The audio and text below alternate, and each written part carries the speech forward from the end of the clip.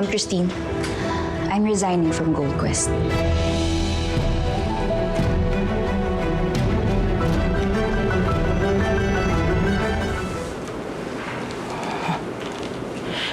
Excuse me, ma'am. Alis na po ako, ma'am. Miss Lee, can you give me one good reason kung bakit magre-resign ka? Dahil ba sa dami ng trabahong pinagagawa ko sa'yo? Hindi po ito tungkol sa trabaho. This is about my family, ma'am. This is personal. Hindi po ba nasabi sa inyo ni Joseph? Ni Joseph? Bakit?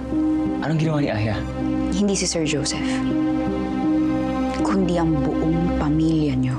May nahanap po si Joseph tungkol sa kapatid kong namatay.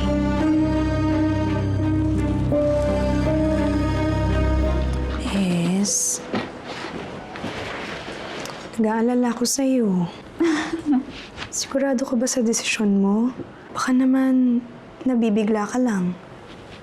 Tama si Mama. Trabaho lang to. Dapat unahin ko pa rin ang pamilya ko. Tsaka may na-realize ako sa pamilyang nagpapaandar ng kumpanyang to. Pangklase sila. Steph, mayaman sila. Iba talaga sila sa atin. What did you expect? Alam mo, meron kami na-discover ni Joseph. Baka yun na yung kailangan natin para mabuking na sila Sir Philip. Good luck. Pero hindi ko nalaban yan.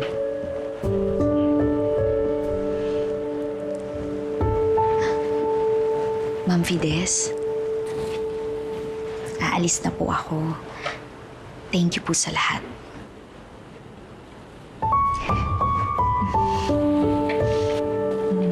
Sa tagal ng pagsasama namin, ngayon lang umiti ah. Close na kami ng lagay na yun. Hello? Steffi, hi. Hello. Hey, alam ko hindi ka pa pumapasok, but... Hindi ko sana muna sasabihin sa'yo pero pumunta ako sa office kanina. Pumasok ka na? Bakit hindi kita nakita? Sandali lang din kasi ako doon eh. Nag-resign na ako. What? Steffi, Bakit hindi mo sinabi sa akin? Hindi ko alam. Siguro dahil... hindi ko rin naman kailangang sabihin sa'yo. If this is about what I did, Joseph, hindi to tungkol sa'yo. Okay? Respetuhin mo na lang yung desisyon ko. Yes, I understand, but... Sorry. But I have decided.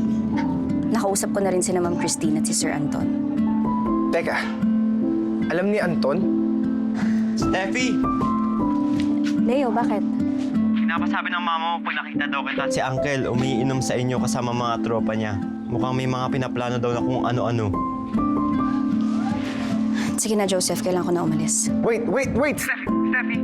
Bakit kasalanan mo bang she didn't want you to know? You know what? You should be mad at yourself. Kasi kung humingi ka na lang sana ng tulong sa pamilya natin, this whole thing could have been avoided. Wala akong magawa. Ang pamilya natin ang mismong nag-cause ng problema. Hindi lang kay Steffi, kundi sa buong pamilya niya. Ikaw siguro wala, pero ako, meron. Ano gusto mo sabihin? Ako yung eldest son na Aya! Ako yung kinikilala ng eldest son ni Edison Chan. Wala namang question tungkol doon, Anton. Ikaw ang panganay. Ikaw ang tagapagmana. Lahat nasa iyo na. Pati ba naman si Steffi? Gusto mong pangmanahin? Eh, paano naman yung pinakamamahal? Wala ka nang pakialam doon. Why don't the both of you just shut up?